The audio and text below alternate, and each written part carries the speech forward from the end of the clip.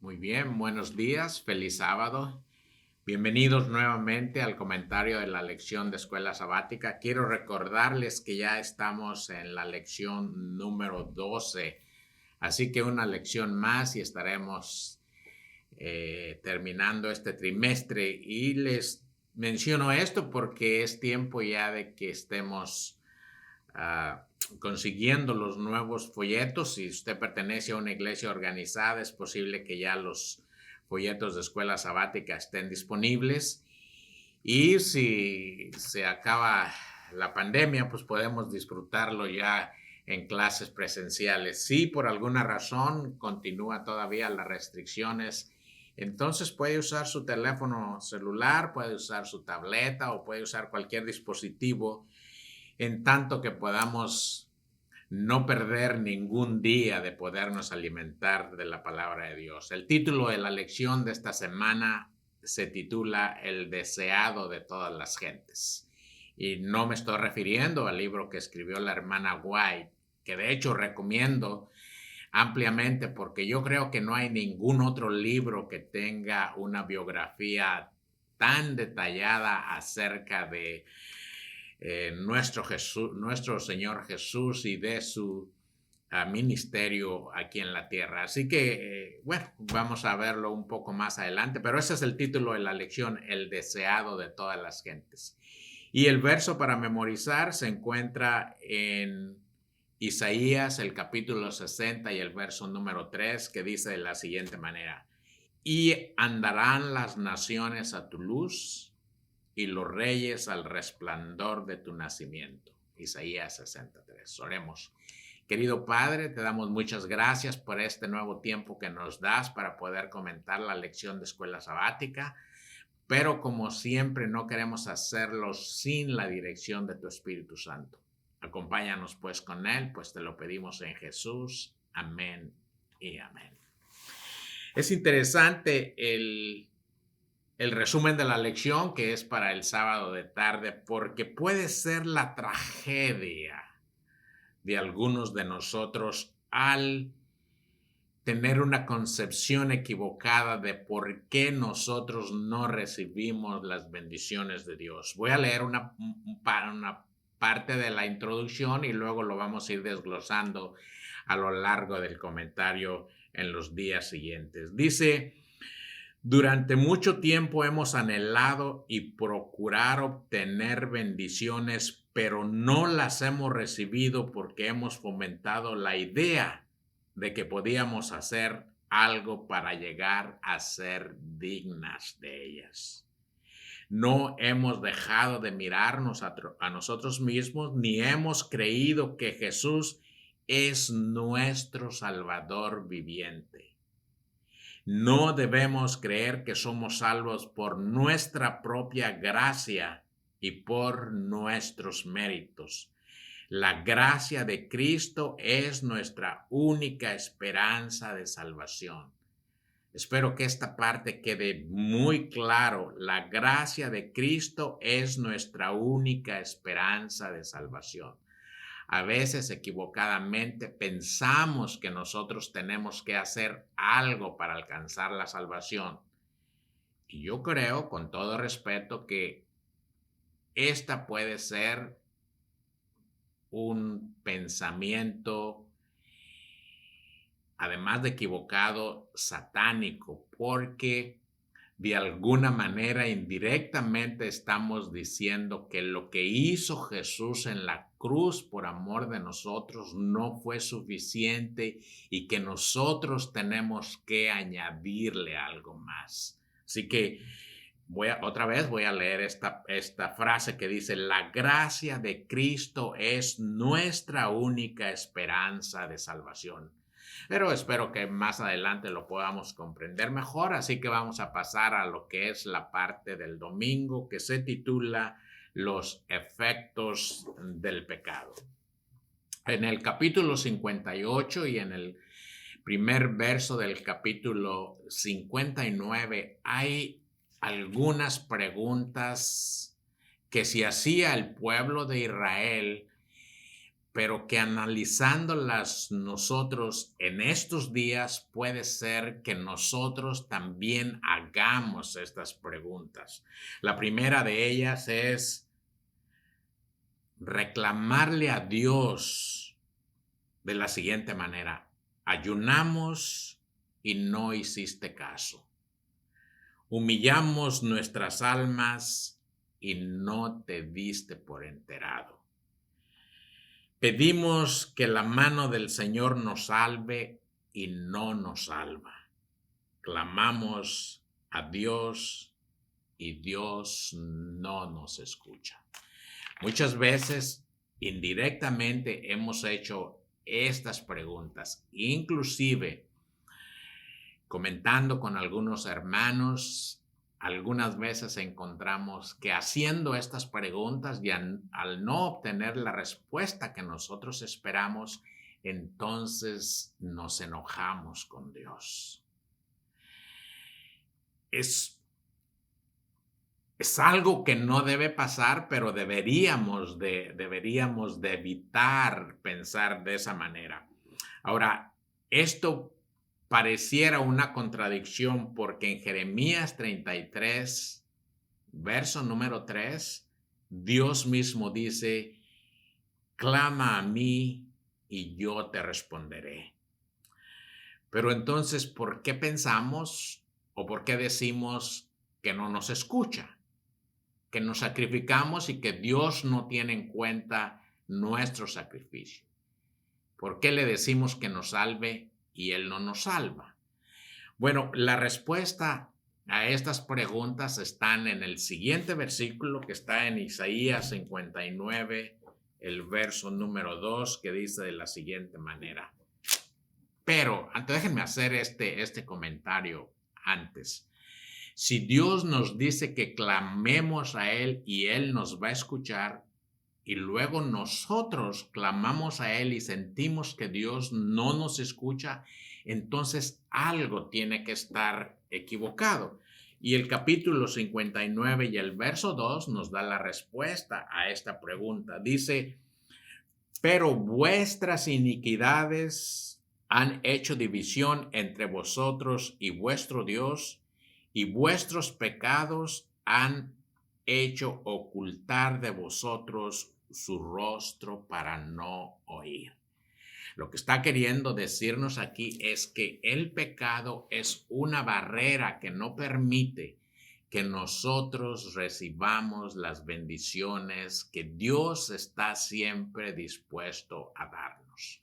Entonces, ¿cuál sería la solución para que pueda escuchar nuestro Dios nuestras peticiones y al mismo tiempo que nosotros podamos recibir las bendiciones que Dios nos quiere dar todos los días? Pues la respuesta es muy sencilla: quitar de nosotros el pecado. Es decir, estar constantemente pidiéndole a Dios que nos limpie de todo pecado y que nos ayude para no seguir teniendo el deseo de pecar. Pero la nota, yo creo que está ahí en la lección de escuela sabática, es mucho más clara. Dice de la siguiente manera: Dios decide ignorar a su pueblo no porque ese sea su deseo, sino porque vuestras iniquidades han hecho una división entre vosotros y vuestro Dios. Esta es una de las afirmaciones más claras de la Biblia con respecto al efecto del pecado en la relación divino-humana. El capítulo 59 explica este asunto que está presente en toda la historia. El pecado puede destruir nuestra relación con el Señor y por lo tanto conducirnos a una ruina eterna. No porque el pecado aleje a Dios de nosotros, sino porque nos aleja a nosotros de Dios. Dios ha dicho: he aquí yo estoy a la puerta y llamo. Lo que quiero decir con esta parte es que siempre Dios está dispuesto a escucharnos, pero el pecado, pero nosotros somos los que nos hemos alejado de Dios. Para confirmar esta parte, solo habría que recordar lo que sucedió en el momento en el que nuestros padres pecaron. En el libro de Génesis, en el capítulo 3 y en el verso número 8, miren cuáles fueron las consecuencias del pecado. Capítulo 3, verso 8 dice, y oyeron la voz. Bueno, si me regreso un poco más atrás, hago el comentario de que Jesús o Dios vino como siempre todos los días a ver a sus hijos. Pero como sus hijos habían pecado, entonces esto fue lo que hicieron. Verso 8 dice, y oyeron la voz de Jehová Dios que se paseaba en el huerto al aire del día, y el hombre y la mujer se escondieron de la presencia de Dios entre los árboles del huerto. Yo creo que siempre, no debería de ser, pero una de las reacciones inmediatas que el ser humano hace una vez que ha cometido un error es esconderse. Y esto lo podemos ver hasta en las cosas más simples de toda la vida. Cuando nosotros queremos o cometemos algún error, tratamos de enmendarlo inmediatamente para que nadie se dé cuenta. Pero lo más terrible, yo creo que lo más terrible es que el acto de pecar en realidad se retroalimenta, porque no solo es un distanciamiento de Dios, sino además el resultado del acto que el pecador se aleje, sino que además el resultado del acto hace que el pecador se aleje aún más del Señor. ¿Cuál entonces debería de ser nuestra reacción cuando nosotros pecamos? Para que el pecado no se siga realimentando, entonces deberíamos de pedirle perdón a Dios por los pecados y pedirle a Dios que nos dé fuerzas para no volver a pecar. La parte del lunes es ¿quién es perdonado? ¿Quién es perdonado? Bueno, pues la respuesta sencilla y corta es todos nosotros podemos ser perdonados. Si leemos el capítulo 59 del libro de Isaías, nos vamos a dar cuenta que desde el verso número 1 y hasta el verso número 14 nos habla acerca de la infame naturaleza del pecado y de sus calamidades. Habría que leer solamente el 3, 7, leerlos todos, pero el 3, por ejemplo, déjenme leer el 3, Isaías 59, 3 dice, porque vuestras manos están contaminadas de sangre y vuestros dedos de iniquidad y vuestros labios pronuncian mentiras, habla maldad vuestra lengua. Ahí está una lista de la naturaleza infame del pecado y de sus consecuencias, pero del verso 16 en adelante nos dice que no hay ni un solo hombre que no haya pecado. El apóstol Pablo en Romanos 3:23, un versículo bastante conocido, nos dice, por cuanto todos pecaron, están destituidos de la gloria de Dios. Y cuando dice todos, es todos, no importa que podamos ver a alguna persona que consideremos justa, también seguramente ha pecado en su vida, porque Eclesiastés 7:20 nos dice, no hay hombre justo en la tierra que haga el bien y que nunca peque. Entonces, ¿por qué es que la Biblia menciona a algunas personas que han sido justas? Por ejemplo, a Noé, por ejemplo, a Daniel, por ejemplo, a Job. ¿Qué es lo que los hace que sean personas justas? Bueno, tiene que ser porque han recibido la justicia de Dios por medio de la fe, y esta es una invitación que se nos hace absolutamente a todos. Pues yo quiero que Dios también diga, este es Rubén y esta es una persona justa, no porque sea justa en mi propia vida, sino porque Dios me ha dado la justicia por medio de la fe.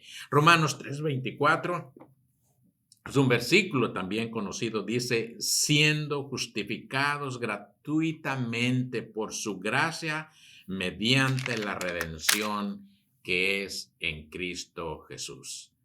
Entonces, hay una pregunta que nos podemos hacer cuando hablamos acerca de la gracia. ¿Qué significado entonces tiene guardar la ley o hacer buenas obras?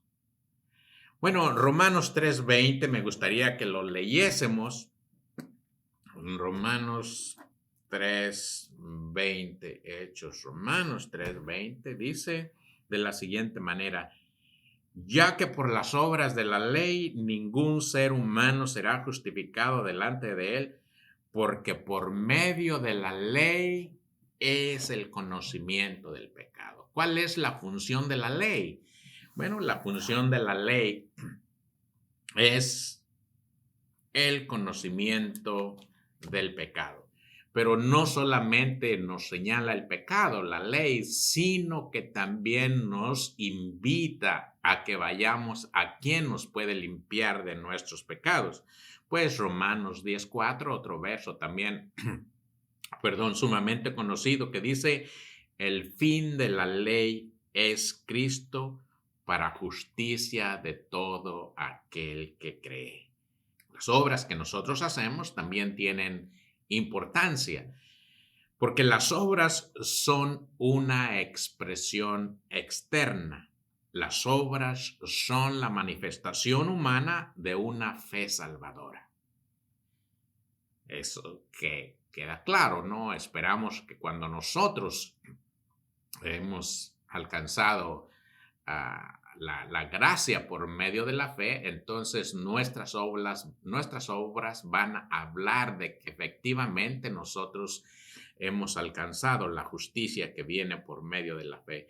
Por lo tanto, dice la parte de la lección, que una parte de la lección dice, por lo tanto, una verdadera experiencia cristiana es aquella en la que la fe se expresa en un compromiso diario con el Señor, que a su vez se revela mediante las obras de la ley. En el juicio, esto es muy importante, en el juicio Dios vale de las obras como evidencia para sus criaturas que no pueden leer los pensamientos de fe como Él. Entonces, las obras que nosotros hacemos dan una muestra de un cambio interior en nuestra propia vida. Pasemos a la parte del martes que se titula Un llamado universal. Así que déjenme leer el libro de el siguiente capítulo, Isaías 60 y el verso Isaías capítulo 60 y verso 1 dice, levántate, resplandece, porque ha venido tu luz y la gloria de Jehová ha nacido sobre ti. Este es un llamado universal, así se titula la parte del martes. Levántate y resplandece, porque ha venido tu luz y la gloria de Jehová ha nacido sobre ti. Esto que acabo de leer era el plan divino para el antiguo Israel. Pero en su conjunto, o como pueblo o como nación, Israel fracasó en hacer una reforma interior y por eso Dios no pudo librarlos de sus enemigos externos, ni convertirlos en un instrumento para llevar una salvación a los gentiles. Por eso los privilegios y las responsabilidades del pacto fueron transferidos ahora a un Israel espiritual. Es precioso lo que esperaba Dios de su pueblo, pues él decía, entonces los pueblos de la tierra, miren qué maravillosa expectativa tenía Dios del pueblo de Israel. Entonces los pueblos de la tierra que están cubiertos de tinieblas, vendrá nación. Serán atraídos por la luz de la gloria de Dios que ha surgido sobre ella. Se convoca en este verso a Sión para que entre en la luz que es suya, para luego observar y reaccionar ante las naciones mientras se reunían a la misma luz. Es interesante notar que ese era el plan de Dios para el pueblo de Israel, pero ahora ese mismo plan de Dios es también el plan que Dios tiene para nosotros o acerca de nosotros. Más bien diría que Dios siempre nos ha dado a todos los seres humanos la oportunidad de ser heraldos para otros hombres como nosotros, empezando desde Abraham y llegando hasta cada uno de nosotros.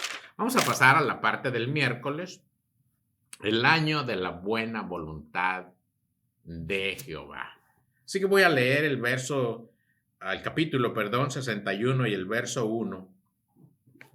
Y luego voy a hacer una pregunta. Dice, el Espíritu del Señor está sobre mí porque me ungió Jehová, me ha enviado a predicar buenas nuevas a los abatidos, a vendar a los quebrantados de corazón, a publicar libertad a los cautivos y a los presos, apertura de la cárcel, a proclamar el año bueno de la voluntad, verso 2, a proclamar el año bueno de la voluntad de Jehová y el día de venganza de nuestro Dios, a consolar a todos los enlutados. ¿Quién está hablando aquí y a quién se refiere? Es decir, ¿sobre quién está el Espíritu de Dios? En este verso, ¿a quién ungió Dios? Sería otra pregunta. ¿A quién envió Dios a predicar buenas nuevas a los abatidos? ¿A quién envió Dios a vendar a los quebrantados de corazón? ¿Y a quién envió Dios a publicar libertad a los cautivos? ¿A quién envió Dios a poner a los prisioneros en libertad? Bueno, recordemos que esta es una profecía mesiánica, pero se refiere sin lugar a dudas a nuestro Señor Jesucristo, porque todas las características que acabo de mencionar se refieren a Él. Por ejemplo, ¿quién fue unido en el momento mismo de su bautismo? Bueno, déjenme contestar algunas preguntas. Por ejemplo, Lucas 3:21, para darle respuesta a esta pregunta. ¿A quién fue ungido en el momento mismo de su bautismo? Dice Lucas 3, el verso 21 y 22. Aconteció que cuando todo el pueblo se bautizaba, también Jesús fue bautizado, y orando el cielo se abrió y descendió el Espíritu sobre él en forma corporal, como paloma, y vino una voz del cielo que decía, tú eres mi Hijo amado en el cual tengo contentamiento. ¿A quién o quién después de su nacimiento fue a predicar buenas nuevas de salvación de lugar en lugar? Pues Lucas 4, 14 y 15 nos da la respuesta que dice, y Jesús volvió en el poder del Espíritu a Galilea y se difundió su fama por toda la tierra alrededor y enseñaba en las sinagogas de ellos y era glorificado por todos. ¿Quién además fue a predicar a los pobres y abatidos de espíritu? Pues el mismo Jesús. Mateo 5:3 nos dice de la siguiente manera, bienaventurados los pobres, por supuesto aquí estamos hablando de las bienaventuranzas de Jesús y él empieza inclusive con estas bienaventuranzas. 5:3 dice, bienaventurados los pobres en espíritu, porque de ellos es el reino de los cielos. Ahora, ¿quién además de todo eso alivió el sufrimiento de los que estaban tristes y fatigados por las cargas del pecado? Bueno, pues Mateo 11:28 nos da una respuesta. Mateo 11:28 dice, venid a mí todos los que estáis trabajados y cargados, y yo los haré descansar. ¿A quién envió Dios? Entonces, a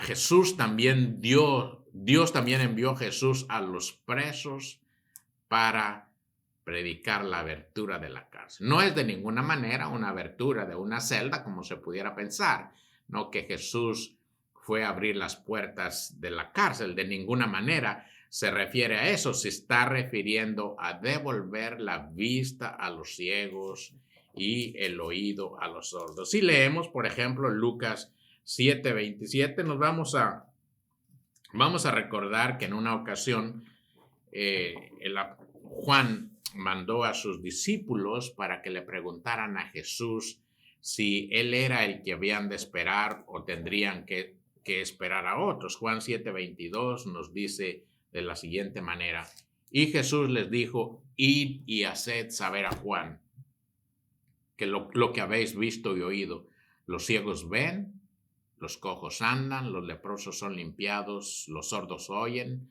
los muertos son resucitados y los pobres, y es anunciado el evangelio a los pobres.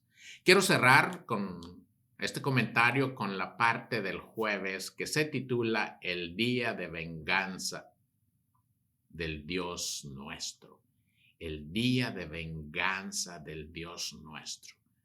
Déjenme hacer una pregunta que está allí en la parte del jueves que dice, en medio de todas las buenas noticias que se predican o que se mencionan en Isaías 61,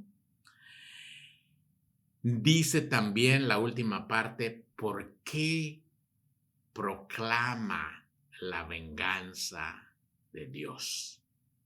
¿Es Dios una persona vengativa? Es interesante esta pregunta, muy interesante, porque he escuchado en más de una vez y de diferentes maneras lo siguiente. Todos, al final de cuentas, dicen algunas personas, vamos a ser salvos porque Cristo murió para salvarnos a todos. Todos vamos a ser salvos porque Cristo murió para salvarnos a todos, dicen algunas personas. En una ocasión escuché a una persona argumentando este mismo principio que no es bíblico, pero él usaba un ejemplo de todos los días para querer hacer validez este pensamiento. Y él decía, imagínate, Rubén, que yo tengo a mi familia y decido llevarlos a la playa. Y les doy instrucciones para que se porten y se comporten bien por su propia seguridad. Y algunos de ellos, dice, deciden jugar en la arena donde no representa mucho peligro. Pero algunos deciden acercarse a la playa y de repente viene una ola y se los lleva. Y entonces él decía, yo como padre nunca permitiría que mi hijo fuera arrastrado por una ola y fuera ahogado a pesar de su desobediencia, a pesar de que yo le dije que no se acercara a ese lugar peligroso. ¿Por qué? Porque el amor de padre puede mucho más que eso. Tratando de darme a entender con estas palabras o con este ejemplo que al final de cuentas no importa cómo nos portemos, Dios tiene un amor tan grande que no va a permitir que sus hijos se pierdan. Así que déjenme recordar las palabras que están en Isaías 61, los versos 1 y 2. Ya lo leí, pero lo voy a leer otra vez.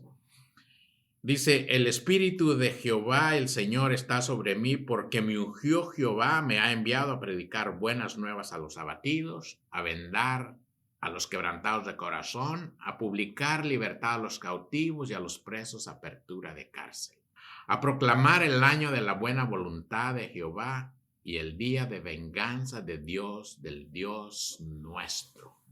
Así que déjenme recordar que estas palabras, como acabo de mencionar, tuvieron su cumplimiento en nuestro Señor Jesucristo.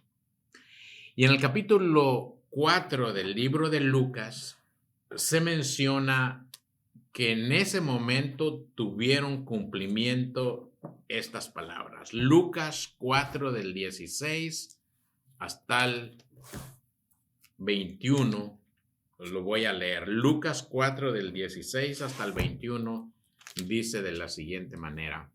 Vino a Nazaret donde se había criado y en el día de reposo entró en la sinagoga conforme a su costumbre y se levantó a leer.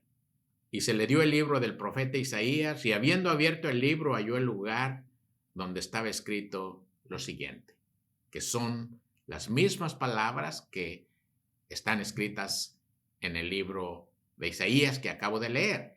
Y son las mismas palabras porque es el mismo libro que él sacó o que le dieron para que lo leyera y él lo desenrolló hasta que llegó donde se encontraba este pasaje. Y él leyó lo siguiente. El Espíritu del Señor está sobre mí por cuanto me ha ungido para dar buenas nuevas a los pobres, me ha enviado a sanar a los quebrantados de corazón, a pregonar libertad a los cautivos y vista a los ciegos y a poner en libertad a los oprimidos y a aplicar el año agradable del Señor. No mencionó la última parte, la venganza de Dios. Porque el siguiente verso dice que enrollando el libro lo dio al ministro y se sentó y a los ojos de todos en la sinagoga, y los ojos de todos en la sinagoga estaban fijos en él.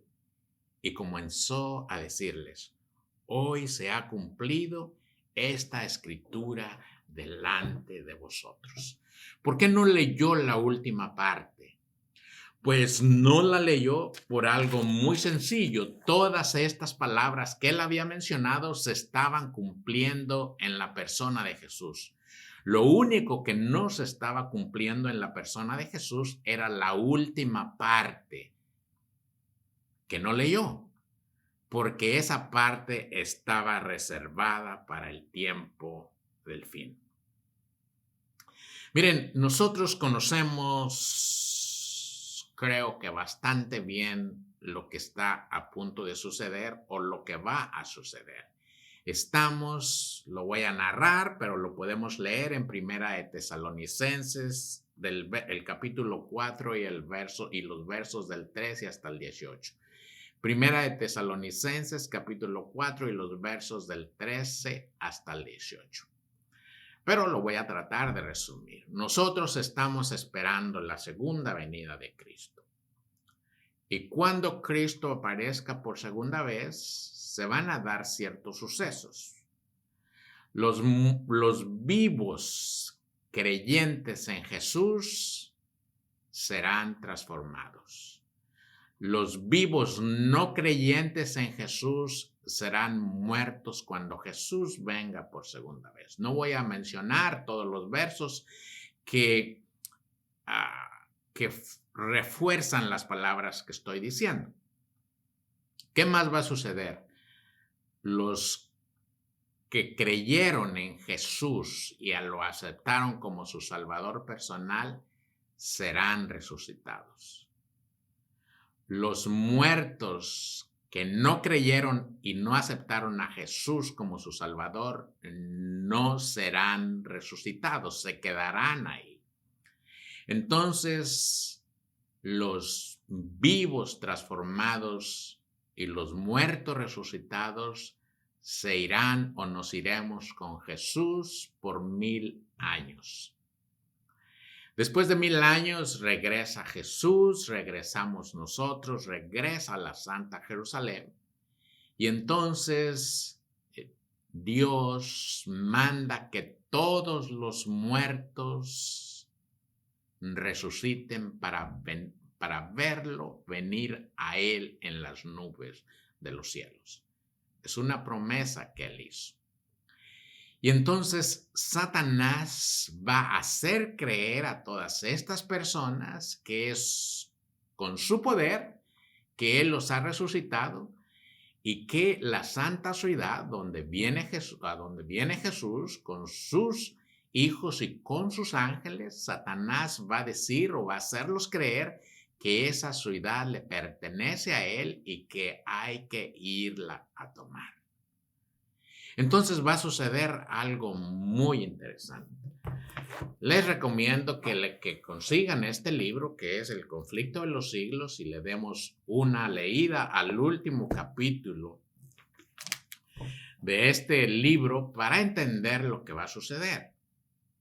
Voy a leer una buena parte de aquí, bueno, no mucha de aquí, pero para entender el día de la venganza de Dios.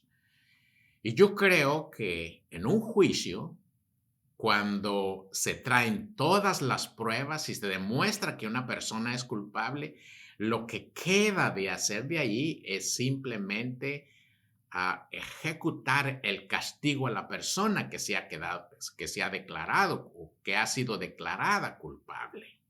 O sea que no es una venganza, por querer sacar ventaja, sino simple y sencillamente por hacer justicia.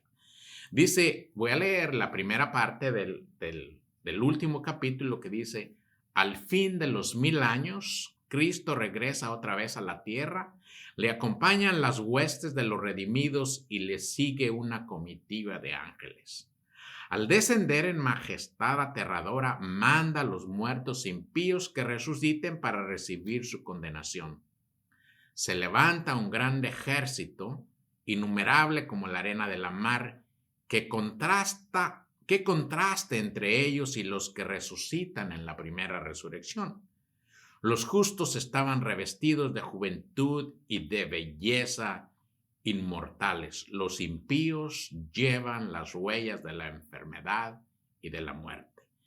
Todas las miradas, esto es a donde quería llegar, todas las miradas de esa inmensa multitud se vuelven para contemplar la gloria del Hijo de Dios, y a una voz las huestes de los impíos exclaman: bendito el que viene en el nombre del Señor. Pero no es el amor de Jesús lo que les inspira esta exclamación, sino que el poder de la verdad arranca esas palabras de sus labios. Los impíos salen de sus tumbas tal como a ellas bajaron, con la misma enemistad hacia Cristo y el mismo espíritu de rebelión. No disponen de un nuevo tiempo de gracia para remediar los defectos de su vida pasada, pues de nada les servirá. Toda una vida de pecado no ablandó sus corazones, y de serles concedido un segundo tiempo de gracia, lo emplearían como el primero, eludiendo las exigencias de Dios e incitándose a la rebelión contra él. Voy a brincar un par de páginas y voy a leer el siguiente verso con el que voy a terminar. Todos los impíos del mundo están de pie ante el tribunal de Dios, acusados de alta traición contra el gobierno del cielo. No hay quien sostenga ni defienda la causa de ellos. No tienen disculpa, y se pronuncia contra ellos la sentencia de la muerte eterna. Es entonces evidente para todos que el salario del pecado no es la independencia y la vida eterna, sino la esclavitud, la ruina y la muerte. Los impíos ven lo que perdieron con su vida de rebeldía. Despreciaron el maravilloso don de la eterna gloria cuando les fue ofrecido, pero cuán deseable no les parece ahora. Todo eso, exclama el alma perdida, yo habría podido poseerlo, pero preferí rechazarlo. Oh sorprendente infatuación. He cambiado la paz, la dicha y el honor por la miseria, la infamia y la desesperación. Todos ven que su exclusión del cielo es justa. Todos ven que su exclusión del cielo es justa. Por sus vidas declararon: no queremos que este Jesús reine sobre nosotros. Mis queridos hermanos, estamos vivos. Las puertas y los brazos de Jesús están abiertos para recibirnos a cada uno de nosotros con nuestros pecados, para ser limpiados de ellos y para ser llamados justos. La oportunidad la tenemos ahora. No la desperdiciemos. Pronto será demasiado tarde. Pensemos en ello mientras tenemos esperanza. Pero no solamente pensemos, actuemos. Jesús está próximo a venir. ¿Y quién no quisiera declararse justo? Yo así lo deseo. Y me gustaría que ustedes también así lo desearan. Que el Señor nos bendiga y nos dé fuerzas para hacer una decisión que tiene consecuencias eternas. Será hasta la próxima por medio de esta misma plataforma para poder terminar y cerrar este trimestre y esperar con alegría que venga un nuevo estudio. Será hasta entonces, que Dios nos bendiga.